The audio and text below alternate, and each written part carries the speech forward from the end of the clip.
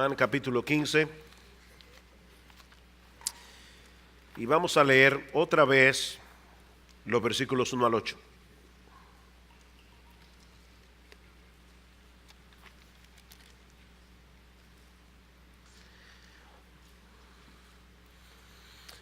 Dice así la palabra de Dios: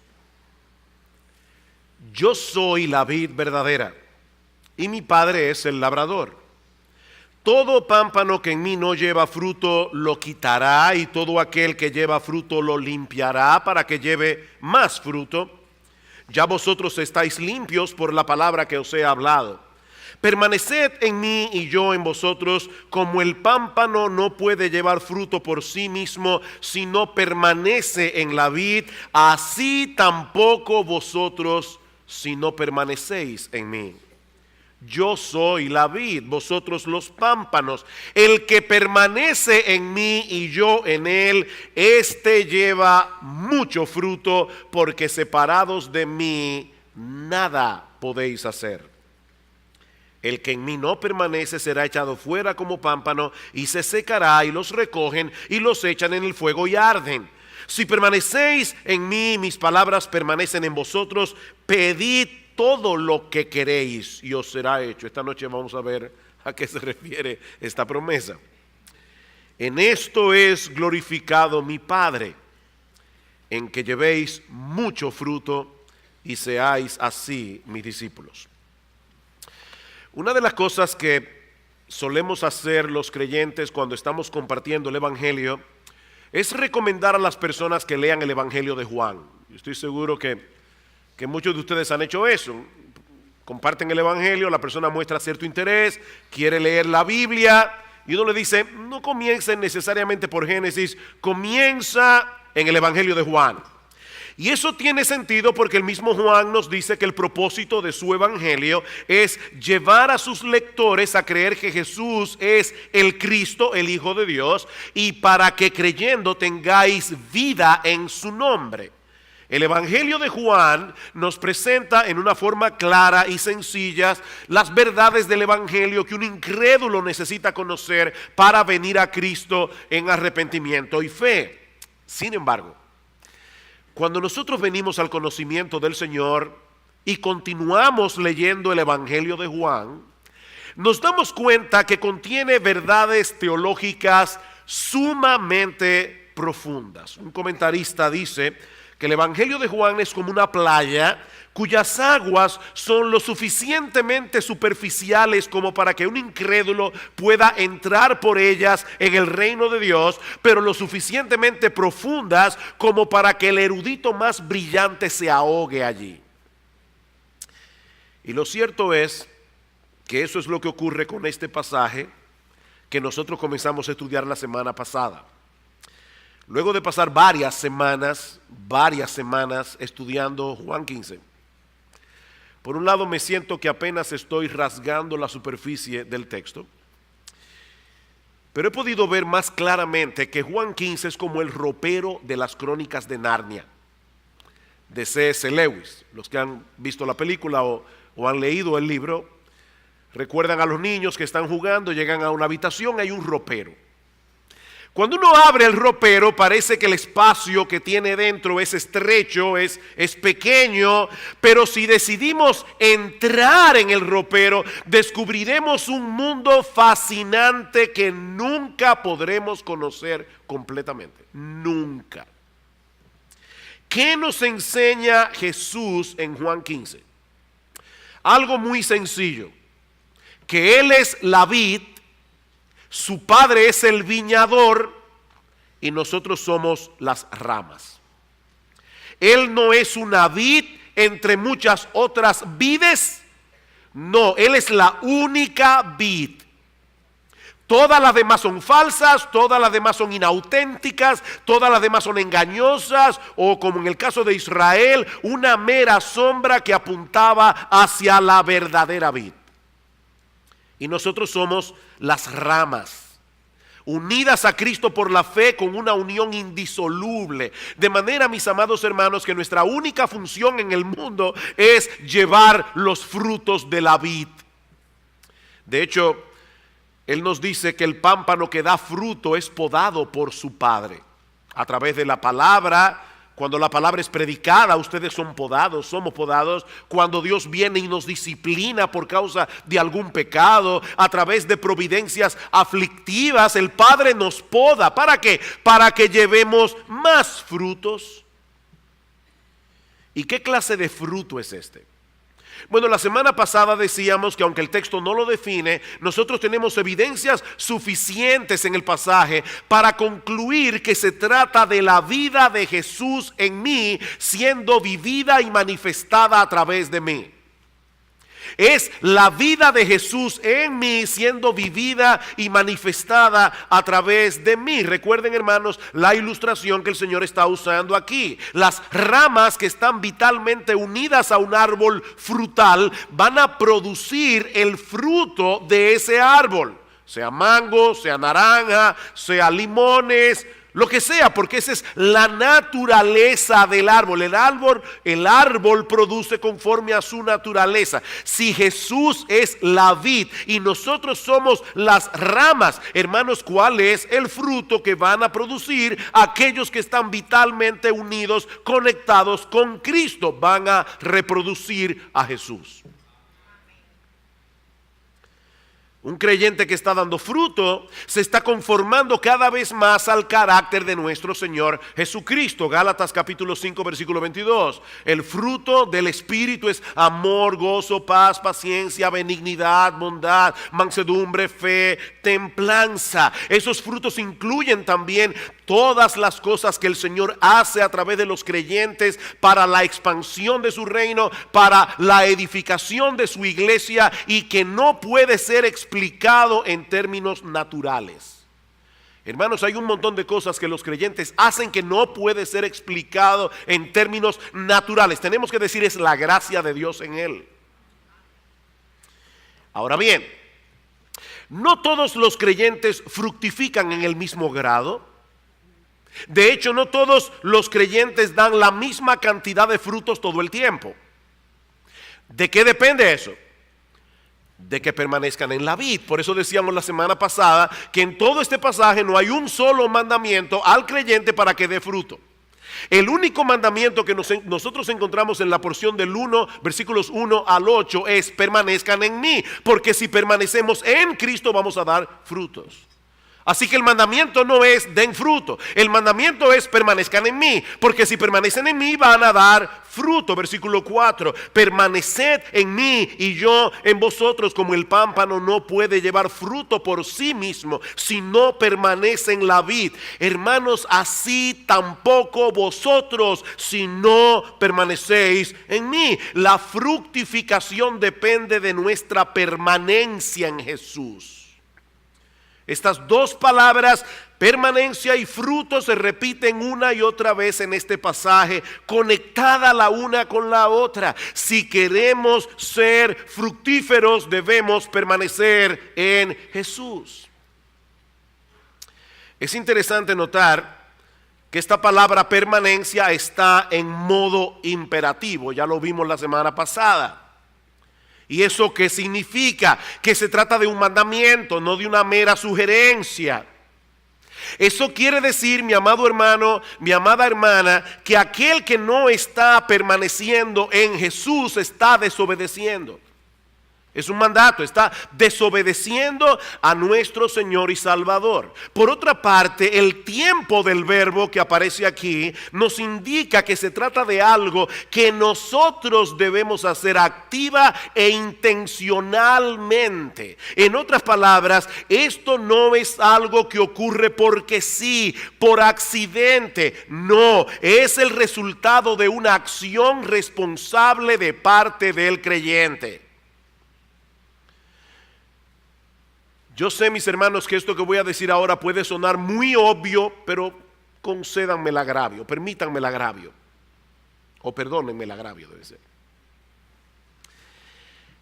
Nadie puede permanecer en Cristo en tu lugar.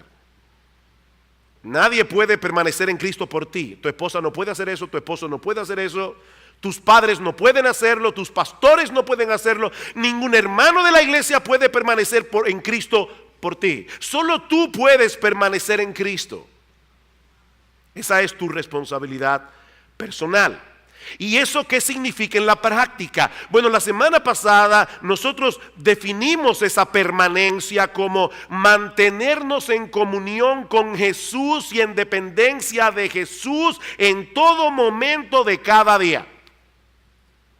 ¿Qué es permanecer en Jesús? Es mantenernos en comunión con Jesús y en dependencia de Jesús momento a momento, día tras día. Y lo primero que yo quiero hacer en la mañana de hoy es tomar estos dos elementos esenciales de esta definición, de manera que todos podamos salir de aquí comprendiendo de la manera más concreta posible lo que significa permanecer en Cristo. Yo no quiero que nadie salga de aquí preguntándose, pero ¿eso cómo se hace? No, yo quiero ayudarte en la mañana de hoy. Es todo lo que yo voy a hacer. Ayudarte a entender lo que significa permanecer en Cristo. Según esta definición que acabamos de dar, nosotros debemos mantenernos en Cristo, debemos depender de Cristo momento a momento, día tras día. La palabra griega que nuestras versiones de la Biblia traducen como permanecer significa continuar, mantenerse, morar o vivir con una persona. Implica estar en un lugar y permanecer en ese lugar. Eso quiere decir, obviamente, mis hermanos, que antes de tratar de permanecer en Cristo, debemos estar seguros de que ya estamos en Cristo. Antes de tratar de permanecer en Cristo, nosotros tenemos que estar seguros de que estamos en Cristo, unidos a Él por la fe.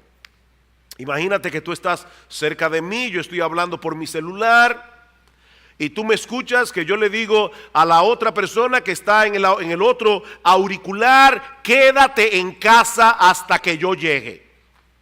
¿Qué se presupone allí? Que la persona ya está ahí. Yo le estoy diciendo, quédate donde estás. Quédate en casa hasta que yo llegue. No salgas de allí. Pues de la misma manera, mis hermanos, cuando Jesús dice a sus discípulos que debemos permanecer en Él, es porque Él está presuponiendo que nosotros ya estamos en Él, unidos a Él indisolublemente, conectados con Él, viviendo dentro de la esfera de su obra salvadora y de su influencia santificadora. Ya estamos en Cristo. En Colosenses capítulo 3, versículo 3, Pablo dice que nuestra vida está escondida con Cristo en Dios. Y en Gálatas capítulo 2, versículo 20, dice el Señor, con Cristo estoy juntamente crucificado. Es como si entre Cristo y el madero de la cruz, tú estás allí en el medio. Con Cristo estoy juntamente crucificado, y ya no vivo yo, mas vive Cristo en mí. Y lo que ahora vivo en la carne, lo vivo en la fe del Hijo de Dios, el cual me amó y se entregó a sí mismo por mí. Ahora bien, una cosa es estar posicionalmente en Cristo y otra muy distinta, mantenernos cerca de Él, en intimidad con Él, en comunión con Él, en una forma experimental momento a momento. Son dos cosas diferentes. Por la gracia de Dios, mi esposa y yo cumpliremos 33 años de casado este próximo mes de noviembre.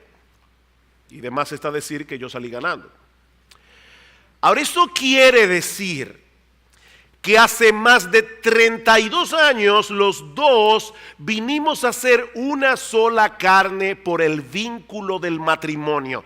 Estamos posicionalmente unidos el uno al otro, como si nuestras vidas se hubieran fundido en una sola. Pero esa realidad posicional no produce automáticamente una unidad experimental entre mi esposa y yo. Ambos tenemos la responsabilidad de procurar en la práctica que esa unidad se fortalezca a través de una buena comunicación, a través de acciones intencionales que nos acerquen el uno al otro. Y eso es precisamente lo que Jesús está diciendo a sus discípulos aquí que deben hacer. Manténganse cerca de mí, pongan todos sus afectos primariamente en mí, no se desconecten de mí mientras se envuelven en las diversas ocupaciones de la rutina diaria. Debemos mantenernos anclados en nuestra devoción a Cristo. Vayan conmigo a Juan capítulo 1. Escuchen cómo Juan usa esta palabra, que por cierto es una palabra favorita en Juan, no así en Pablo y en los demás escritores del Nuevo Testamento, pero Juan usa la palabra mantenerse más de 40 veces en su evangelio y en sus cartas. Dice en Juan capítulo 1, versículo 35, está hablando de luego que el Señor fue bautizado por Juan el Bautista. El siguiente día estaba otra vez Juan y 2 de sus discípulos, y mirando a Jesús que andaba por allí, dijo: he aquí el Cordero de Dios.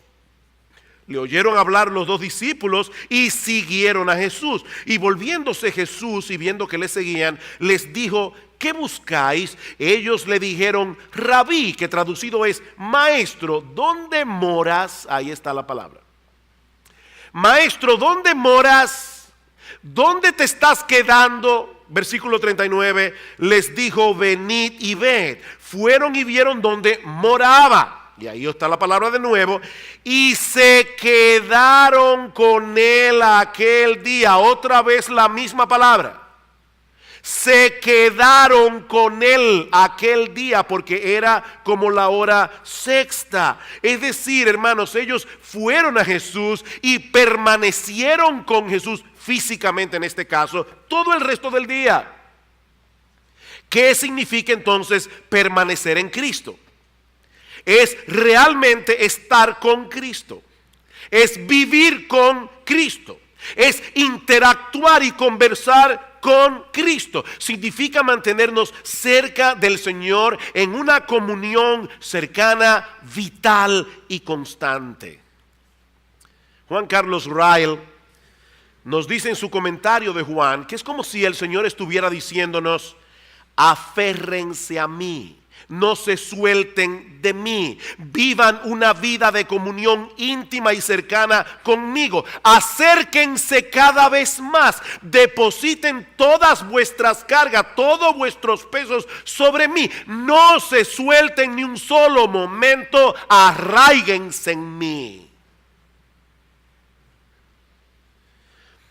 Mis hermanos, ¿acaso no es verdad que hay muchos momentos en que nuestras mentes andan divagando, entretenidas en tantas cosas que no estamos apercibidos de que el Señor está ahí? ¿O eso solamente me pasa a mí? Él está ahí y nosotros estamos unidos a Él. Esa es la enseñanza de Pablo en Romanos capítulo 8, versículo 35 en adelante. ¿Qué nos separará del amor de Cristo? Y la respuesta, si usted sigue leyendo el pasaje de Romanos, es nada, nada. ¿Qué puede separarnos del amor de Cristo? Nada. Nada, ni lo alto, ni lo profundo, ni lo bajo, ni lo alto, ni lo sublime, ni ninguna otra cosa creada nos podrá separar del amor de Dios que es en Cristo Jesús, Señor nuestro. Nada puede separarnos del Señor. Pero aquí estamos hablando de una realidad experimental. Yo no sé cuántos de ustedes han estado en medio de un grupo en el que no conocen prácticamente a nadie. Eso pasa sobre todo cuando invitan a uno a una boda de un primo lejano con el que tú no te relacionas mucho, y para colmo de males los asientos en la mesa tienen nombre y a ti te toca sentarte en medio de un grupo de gente que tú no conoces. Me pasó recientemente esa situación. Hermanos, uno se siente como en una especie de limbo social. ¿Se han sentido así? En un limbo social. O sea, usted está ahí pero realmente es como si no tuviera. Yo me pregunto, mis hermanos, ¿cuántas veces el Señor se sentirá así en medio nuestro? ¿En un limbo social? Él está allí, pero nosotros estamos tan entretenidos con tantas cosas que es como si no estuviera a nuestro lado. Es como si Él no estuviera presente en nuestras reuniones, ni siquiera cuando estamos entre cristianos. Permanecer en Cristo es estar apercibidos de su presencia en nuestras vidas y en una forma intencional mantener una comunión real y cercana con Él. No se trata de algo místico, no se trata de algo abstracto o de entrar en una especie de trance contemplativo que nos desconecta de la realidad. No, Jesús es una persona real que ha prometido estar con nosotros todos los días hasta el fin del mundo. Pero de nada sirve esa promesa si la mayor parte del tiempo no estamos conscientes de que Él está ahí. O lo que es todavía peor, hermanos, si por momentos nosotros no quisiéramos que Él estuviera allí. Pastor, pero ¿y eso puede pasarle a un creyente? Mis hermanos, el pecado todavía mora en nosotros y es engañoso. Y el pecado puede llevarnos a pensar que vivir tomando en cuenta todo el tiempo la presencia de Jesús en nuestras vidas puede llegar a ser agobiante y opresivo. ¿Han estado ustedes alguna vez al lado de alguien que suele ser muy quisquilloso? Que a todo le busca un pero. Ese tipo de personas nos hace sentir incómodos, no por ser demasiado santos, no. Es porque ellos parecen ser incapaces de disfrutar de cualquier cosa de la vida sin encontrarle algo negativo, aunque sea legítimo y aunque sea bueno. Esa no fue la experiencia que los discípulos tuvieron con Jesús.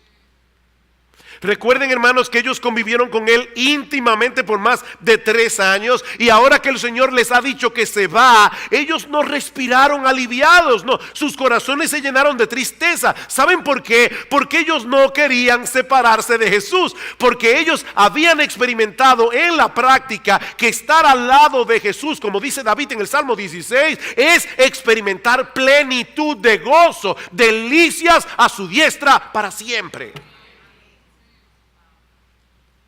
A Jehová he puesto siempre delante de mí, por tanto se gozó mi corazón. Se gozó mi corazón. Queridos hermanos, Jesús vino a darnos vida y vida en abundancia. Si queremos disfrutar de esa realidad a plenitud, debemos mantenernos cerca de Él, cultivando una relación experimental, íntima y cercana con nuestro bendito, precioso, glorioso, maravilloso y exaltado Señor y Salvador Jesucristo. Pero no solo eso. Así como debemos mantenernos cerca de Cristo, también debemos depender de Él, momento a momento, conscientes de la necesidad que tenemos continuamente de todos los recursos que se encuentran en Él. El creyente que permanece en Cristo vive con la conciencia de lo mucho que necesita a Cristo. Él sabe que cuando está atribulado, solo podrá encontrar en Jesús el consuelo que su alma necesita. Él sabe que cuando nos sentimos desfallecer, solo en Cristo podemos encontrar el aliento y el estímulo necesario para seguir corriendo la carrera. Que cuando nos sentimos asediados por la tentación, solo en Cristo podemos encontrar la fortaleza necesaria para poder resistir. Y cuando queremos poner nuestros dones en operación para la expansión de su reino, para la edificación de su iglesia, nosotros sabemos que solo de Él podemos recibir los recursos de su gracia para poder ministrar eficazmente. Separados de mí nada podéis hacer. Es por eso que Pablo dice en Filipenses capítulo 1 versículo 21, para mí el vivir es Cristo. Pablo, ¿cómo tú defines la vida cristiana? Para mí el vivir es Cristo, porque Él es el centro alrededor del cual debe girar toda nuestra vida. Juan 15:6, 15:5 otra vez. Yo soy la vid, vosotros los pámpanos. El que permanece en mí y yo en él, este lleva mucho fruto, porque separados de mí nada podéis hacer.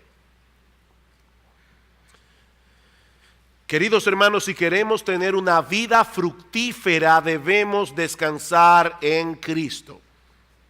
Debemos acudir a Él conscientemente, reconociendo nuestra impotencia y procurando en oración su ayuda, su asistencia para el socorro oportuno, como dice en Hebreos capítulo 4, versículo 16. Señor, estoy en debilidad y necesito la fortaleza que solo viene de ti. Señor, estoy en confusión, yo no sé qué hacer, yo necesito la guía y la dirección que solo tú puedes darme a través de tu palabra. Señor, estoy desalentado, a punto de tirar la toalla. Necesito que me rescates, necesito que me levantes. Señor, yo quiero ser útil en tu reino, pero yo sé que yo no voy a poder hacer nada que realmente sea útil y que sea eficaz sin la ayuda de tu gracia.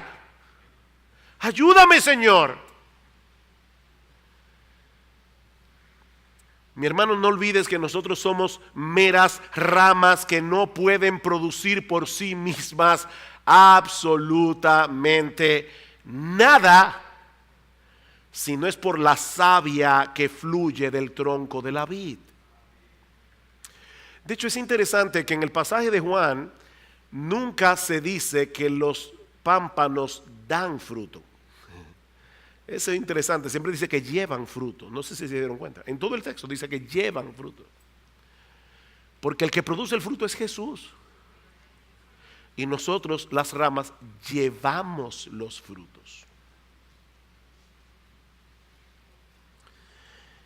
Mantente aferrado a la vid para que puedas llevar los frutos que solo la vid puede producir. Ahora, yo le decía al principio de este mensaje, yo no quiero arriesgarme a que algunos creyentes salgan de este lugar sin entender todavía cómo llevar esta enseñanza a la práctica.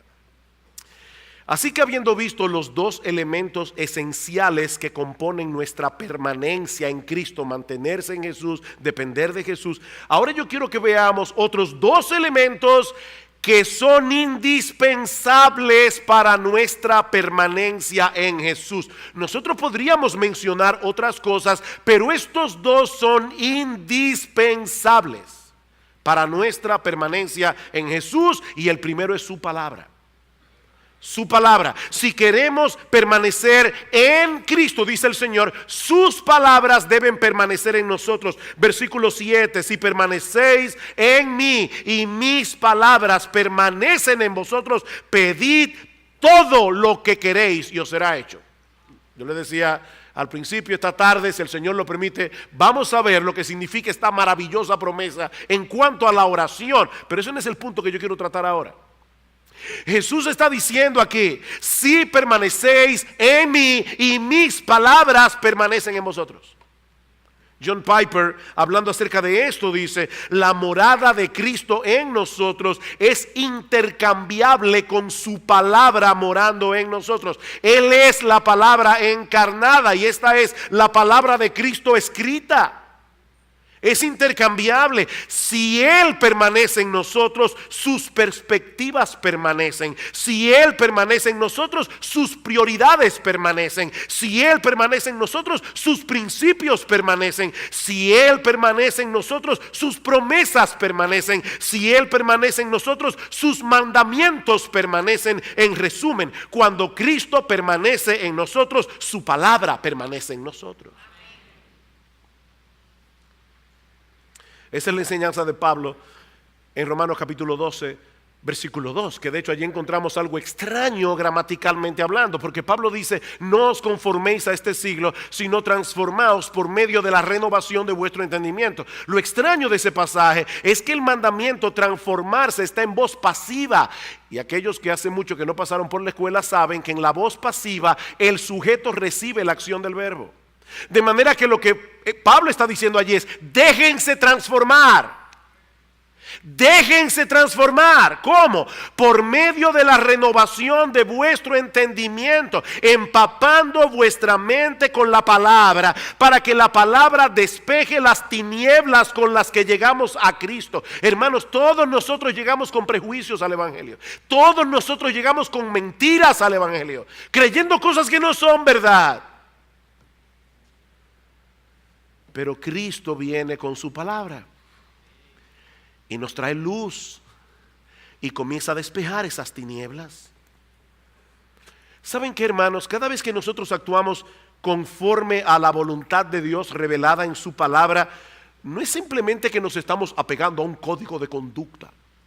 Hay creyentes que lo ven así. Este es el código para participar de este club. Estas son las reglas. No, hermanos, no. No es un código de conducta. Nuestro Señor Jesucristo está vivo, morando y actuando en nuestro interior por su palabra viva. Él está vivo y Él está actuando en nuestro interior por medio de su palabra viva. La palabra de Dios es viva y eficaz, de modo que nosotros podemos y debemos interactuar con Jesús en nuestra vida diaria, tomando en cuenta sus opiniones reveladas en su palabra, que por cierto siguen tan vigentes hoy como cuando fueron originalmente escritas. Señor, tú dices en tu palabra que esto debe manejarse de esta o esta manera, no como me dice mi corazón. Gracias, Jesús, porque no me dejaste en oscuridad con respecto a este asunto. Gracias por haber traído este texto o este principio de tu palabra a mi memoria en esta disyuntiva de mi vida. Señor Jesús, ayúdame a obedecerte. Señor Jesús, ayúdame a creer de todo corazón que tus caminos son infinitamente mejores que los míos. Ayúdame, Señor, a recordar en todo momento que tú viniste para que tengamos vida y vida en abundancia. Inclina, Señor, mi corazón a la obediencia para que yo pueda disfrutar de esa vida abundante que tú viniste a darme. Mis hermanos, no existen atajos para una vida cristiana fructífera. Esta es la época del microondas. Y uno quisiera, ¿verdad?, que llegara a la iglesia y automáticamente, sin hacer mucho esfuerzo, el microondas se encarga. No existe un cristianismo de microondas. No hay atajos para una vida cristiana fructífera. ¿Quieres llevar frutos para la gloria de Dios? Debes permanecer en Cristo. ¿Quieres permanecer en Cristo? Su palabra debe morar abundantemente en ti. Debes empaparte de esa palabra, debes meditar en esa palabra, debes aferrarte a esa palabra por encima de cualquier opinión humana. Una cosa es leer la Biblia con el propósito de ganarnos el favor de Dios. Señor, aquí estoy, es temprano, mírame bien, mira la hora, Señor. Yo espero tu bendición hoy. Eso es legalismo. Otra muy diferente es leer las Escrituras con la conciencia de que es la palabra de Dios. Y yo quiero conocerlo más íntimamente a Él, que se revela en esta palabra. Yo quiero conocer todo lo que Él hizo y todo lo que Él hace y todo lo que Él hará a mi favor a través del Evangelio. Yo quiero saber cómo piensa mi Señor. Yo quiero saber qué le agrada a mi Señor. Yo quiero saber qué le disgusta a mi Señor, porque eso es lo que me va a ayudar a tener una mayor intimidad con Él. Escucha cómo Pablo ora por los colosenses, en Colosenses capítulo 1. Colosenses capítulo 1, yo leí este texto en el culto de oración este miércoles. Dice: por lo cual, versículo 9, por lo cual también nosotros desde el día que lo oímos no cesamos de orar por vosotros y de pedir que seáis llenos del conocimiento de su voluntad en toda sabiduría e inteligencia espiritual. Yo quiero que ustedes sean llenos de ese conocimiento ¿Para qué? Para que andéis como es digno del Señor, agradándole en todo, llevando fruto en toda buena obra y creciendo en el conocimiento de Dios. Yo quiero que ustedes hagan eso. Pablo, ¿y cómo yo puedo llenarme del conocimiento de su sabiduría, de esa sabiduría, del conocimiento de su voluntad? Colosenses 3:16, la palabra de Cristo more en abundancia en nosotros, enseñándoos y exhortándoos unos a otros en toda sabiduría, cantando con gracia en vuestros corazones al Señor, con salmos, con himnos y cánticos espirituales. Yo quiero que la palabra de Cristo more en abundancia en vosotros. Pastores, que yo no tengo tiempo. De verdad.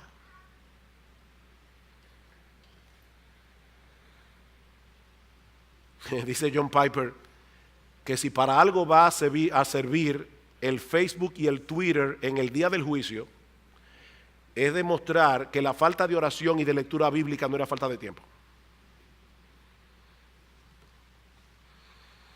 Que tú no tienes tiempo.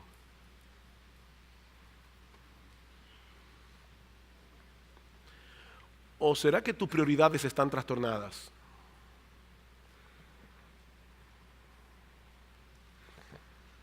¿Quieres permanecer en Cristo? Procura que su palabra permanezca en ti. Esta semana alguien publicó en el correo de citas edificantes, yo no sé si es Salvador o si eres tú que haces las citas edificantes, pero publicó una cita de J.D. Greer que dice: lee tu Biblia como si tu vida dependiera de ello, porque realmente es así. Lee tu Biblia como si tu vida dependiera de ello, porque realmente es así. Pero hay otro elemento indispensable para nuestra permanencia en Cristo, y es la oración. La oración. Noten que hay una relación entre nuestra permanencia en Cristo y su permanencia en el Padre. Versículo 10, Juan capítulo 15, versículo 10, dice el Señor: si guardareis mis mandamientos, eso también lo vamos a ver esta noche, si el Señor lo permite. Si guardareis mis mandamientos, permaneceréis en mi amor, así como yo he guardado los mandamientos de mi Padre y permanezco en su amor. Jesús nos está diciendo: permanezcan en mí como yo permanezco en el Padre. Y si hay algo que caracterizó la vida de Jesús durante todo su ministerio terrenal, fue la relación de intimidad y cercanía que él mantuvo con su Padre Celestial en todo momento y en toda circunstancia. Jesús, a través de toda su vida, dependió claramente de su Padre en oración. Vayan conmigo a Lucas capítulo 22, por favor. Nosotros decíamos que es muy probable que a partir del versículo 31 del capítulo 14 de Juan, el Señor y los discípulos hayan salido del aposento alto para dirigirse hacia el monte de los olivos. ¿Recuerdan al huerto de Getsemaní, que quedaba cerca de 1 milla de allí? Pero ahora escuchen este detalle que Lucas incluye en su evangelio y que no aparece en el evangelio de Juan. Versículo 39 de Lucas 22. Y saliendo probablemente del aposento alto para irse al huerto de Getsemaní, y saliendo se fue como solía al monte de los olivos. El huerto de Getsemaní quedaba en la pendiente del monte de los olivos. Se fue como solía al monte de los olivos, y sus discípulos también le siguieron. Y allí nosotros vemos a Jesús orando al Padre. La palabra que yo quiero que ustedes resalten en sus Biblias en esta mañana es como solía. ¿Qué significa eso? Esto nos hace ver que eso no fue un hecho aislado en la vida del Señor. Esto es algo que él acostumbraba a hacer, apartarse al huerto de Getsemaní para estar a solas con su Padre Celestial. Escuchen Mateo 14:23. Despedida la multitud, subió al monte a orar aparte. Y cuando llegó la noche, ¿qué significa eso? O que cuando Jesús llegó al monte todavía no era de noche. Fue a pleno día todavía, o quizás en el atardecer. Dice: despedió a la multitud, subió al monte a orar aparte, y cuando llegó la noche estaba allí solo. Hermanos, Jesús sabía que la efectividad de su ministerio dependía de su intimidad con su Padre. Marcos 1:35, levantándose muy de mañana, siendo aún muy oscuro, salió y se fue a un lugar desierto y allí oraba. Lucas 6:12, en aquellos días antes de la elección de los 12 apóstoles, él se fue al monte a orar y pasó la noche orando a Dios. Yo no sé si ustedes se dieron cuenta de lo que yo acabo de hacer, pero yo acabo de citar a 3 evangelistas diferentes. Qué bueno que tenemos 4 evangelios, con 4 perspectivas distintas de la vida de Jesús, que encajan mutuamente. Y tanto Mateo, Marcos, Lucas y el mismo Juan resaltan el hecho de que Jesús oraba, pero no solamente eso. Si ustedes leyeron esos textos o escucharon esos textos con atención, se van a dar cuenta que se refieren a diferentes horas del día. Jesús oraba por la tarde hasta la noche, Jesús oraba por la noche, Jesús oraba de madrugada, Jesús a veces se pasaba la noche entera orando. ¿Saben por qué? Porque él tenía la conciencia que revela en Juan 14:10. ¿No creéis que yo soy en el Padre y el Padre en mí? Las palabras que yo os hablo no las hablo por mi propia cuenta, sino que el Padre que mora en mí, Él hace las obras. Jesús está en nosotros y Él hace las obras, así como el Padre estaba en Jesús y hacía las obras. Hermanos, Jesús, el Hijo de Dios, la segunda persona de la Trinidad encarnada, Dios hecho hombre, dependía enteramente de su Padre celestial. Déjame hacerte una pregunta. Si le pidiéramos a 4 personas que pasen 3 años viviendo íntimamente contigo, en una relación bien estrecha, para que luego escriban 4 biografías de ti, reflejando, ¿verdad?, 4 perspectivas distintas, ¿cuál sería el rasgo dominante que ellos resaltarían acerca de ti? Porque en el caso de Jesús, lo que los evangelistas resaltaron fue su dependencia del Padre.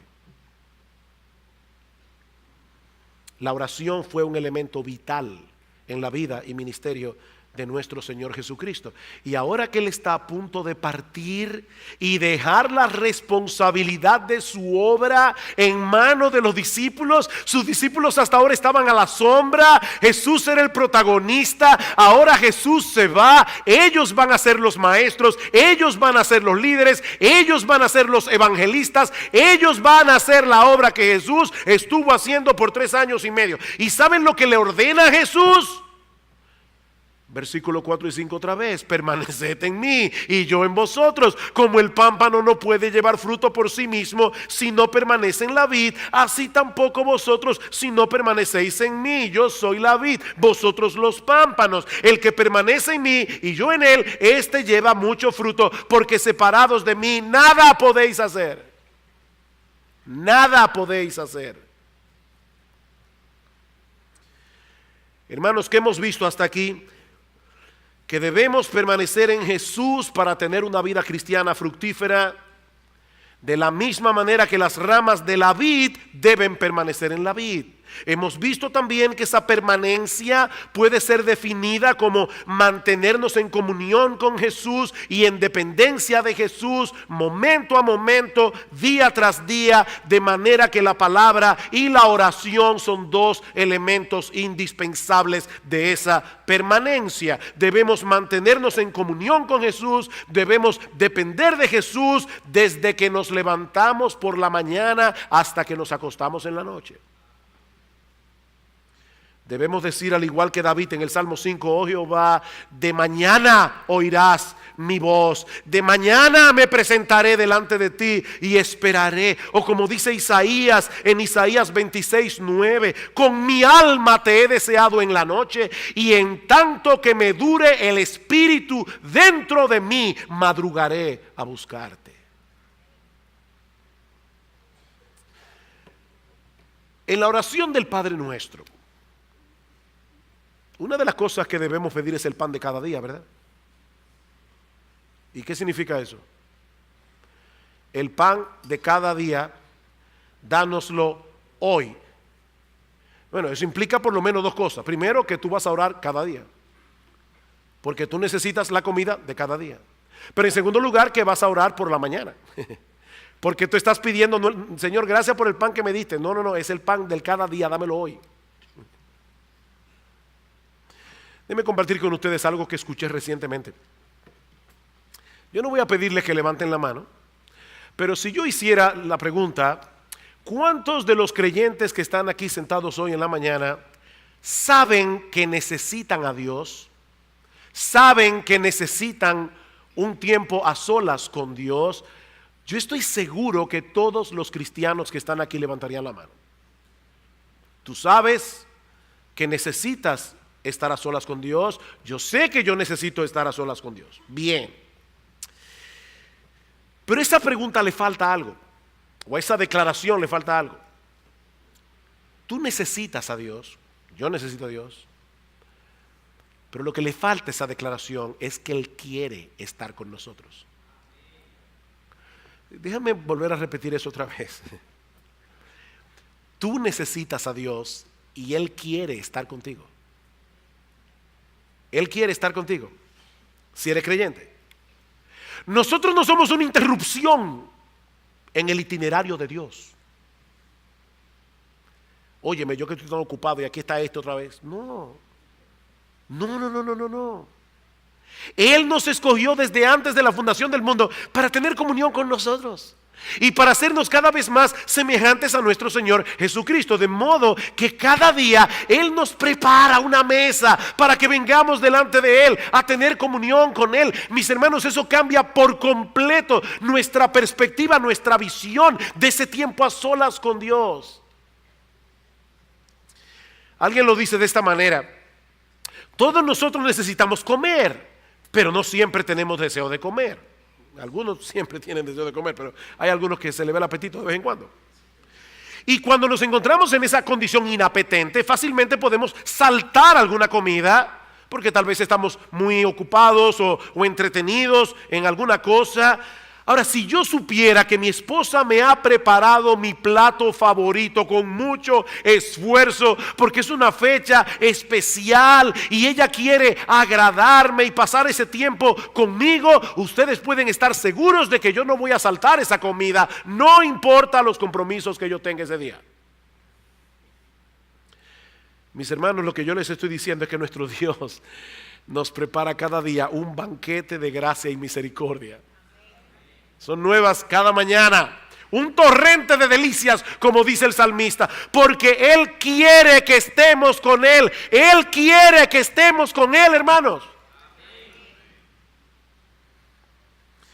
No solo porque nos ama con un amor eterno e inalterable, sino porque Él quiere seguir formando la imagen de su Hijo en nosotros. Y eso no será posible a menos que cultivemos una relación estrecha con Él. Según a los Corintios 3:18, nosotros todos mirando a cara descubierta como en un espejo la gloria del Señor, somos transformados de gloria en la misma imagen como por el Espíritu del Señor. Lo que nosotros vemos de Jesús en la Biblia nos lleva a admirar más a Jesús, y esa admiración por Jesús produce en nosotros una transformación de gloria en gloria conforme a la imagen de Jesús. Es así que funciona esto, hermanos.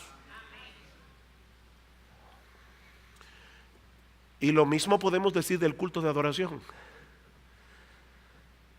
Del culto de adoración, hermanos, cuando una persona falta al culto de adoración por una causa que no sea justa, está manifestando algo peligroso. No en balde en Hebreos capítulo 10, cuando dice no se dejen de congregar como algunos tienen por costumbre, lo dice en el contexto de la apostasía, porque una de las primeras características de aquel que apostata, una de las primeras evidencias de aquel que termina apostatando de la fe, es que se comienza a desconectar de la iglesia en los cultos de adoración. Pero piensen en esto, hermanos, y yo digo esto ahora para que me tomen pena, Pero Cristo ha prometido estar con nosotros en medio de su congregación cuando estemos 2 o 3 congregados en su nombre. Y durante la semana hay un siervo suyo, un pastor, un predicador que se pasa horas y horas y horas y horas estudiando las Escrituras, preparando el banquete que él sabe que Dios quiere que él le sirva a su pueblo. Él mismo va a estar allí, moviéndose en medio de los 7 candeleros de oro y tomando algo de la mesa de lo que el pastor preparó y dándotela a ti de manera particular, y toma otra cosa de la mesa que el pastor preparó y te la trae a ti de manera particular. Pero tú no estabas ahí porque ese día no te dio deseos de venir a la iglesia, o decidiste irte a comer a otro lado. Dios está en su iglesia cada domingo, donde están 2 o 3 congregados en su nombre, y Él te dice: hijo mío, ven que he preparado comida para ti, ven que yo quiero tener comunión contigo. ¿Saben una cosa, hermanos? A Satanás le tiene sin cuidado todas las cosas que supuestamente estás haciendo para el reino de Dios. A él le tiene sin cuidado, siempre y cuando descuides tu comunión con el Señor. Porque él sabe que todo lo que hagas será completamente inútil al final. Él lo sabe. Y tú estás enredado en 1000 cosas, menos en lo que debes estar: permaneciendo en Jesús, teniendo comunión con Jesús, empapándote de la palabra de Jesús, dependiendo de Jesús. Y el diablo te está mirando allí bien ocupado, porque él sabe que en el día del juicio, cuando tus obras sean traídas delante del tribunal de Cristo, se quemarán como heno, madera y hojarasca.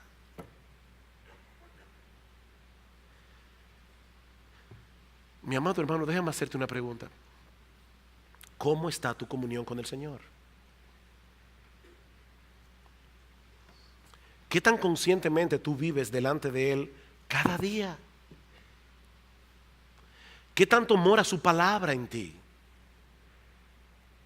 ¿Qué tanto dependes de Él en oración? Porque nadie, y Salvador decía algo esta mañana acerca de eso en otro contexto, nadie se mantiene en un estado de neutralidad en este asunto. Si no estás permaneciendo en Cristo, es porque estás permaneciendo en otra cosa. Si no estás permaneciendo en Cristo, es porque estás permaneciendo en otra cosa. Hay algo o hay alguien que está ocupando tu mente y tu corazón de tal manera que está desplazando a Jesús del centro de tu vida. Puede ser el trabajo, puede ser el deseo de prosperar económicamente, puede ser una excesiva preocupación por tu figura física.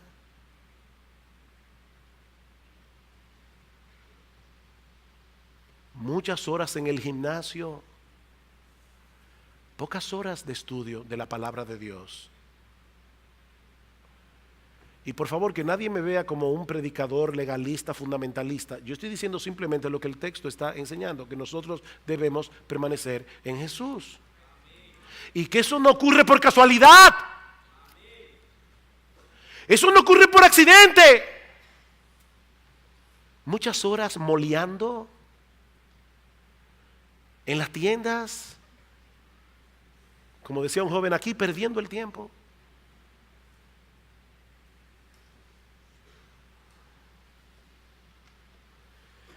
Yo sé que muchos están preocupados por la mundanalidad en la iglesia, por la mundanalidad que profesan, que perciben algunos que profesan la fe, por la forma inmodesta como se visten algunas,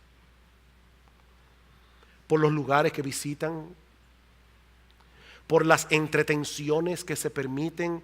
Hermano, cada vez es más difícil distinguir a los creyentes de los incrédulos en sus entretenciones. Cada vez es más difícil porque no parece haber ninguna diferencia entre lo que hacen los impíos y lo que hacen los creyentes. Pero ¿saben cuál es la raíz de ese problema? Nuestra falta de permanencia en Jesús. Ese mal no se corrige poniendo más reglas que las que hay en la Biblia. Eso sí es legalismo. Sino creyendo de corazón que en la presencia del Señor hay plenitud de gozo, delicias a su diestra para siempre. ¿Ustedes creen que una hermana se va a vestir igual teniendo presente a Jesús? Que entre el espejo y ella está Jesús. Y ella se está mirando a sí misma sabiendo que Jesús la está inspeccionando allí. Y ella está diciendo: Señor, yo me quiero vestir de tal manera que yo te agrade a ti. Yo no estoy aquí para llamar la atención sobre mí, Señor. Yo quiero que mi vida llame la atención sobre ti. ¿Es este el vestido apropiado, Señor?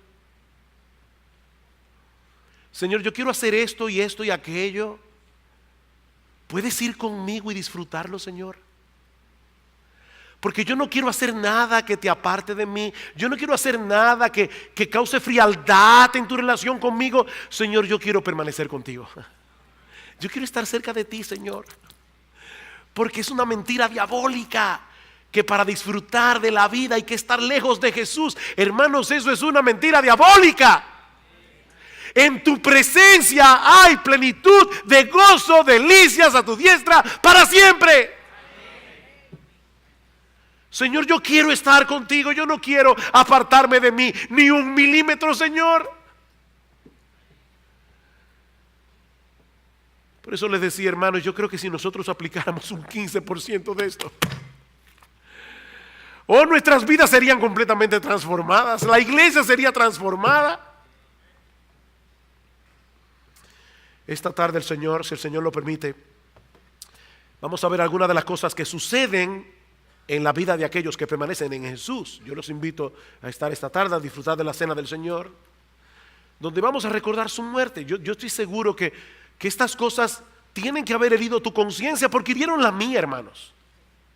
Hirieron la mía en esta semana. Yo he tenido que examinarme a mí mismo y decir: Sujel, ¿dónde está tu mundanalidad?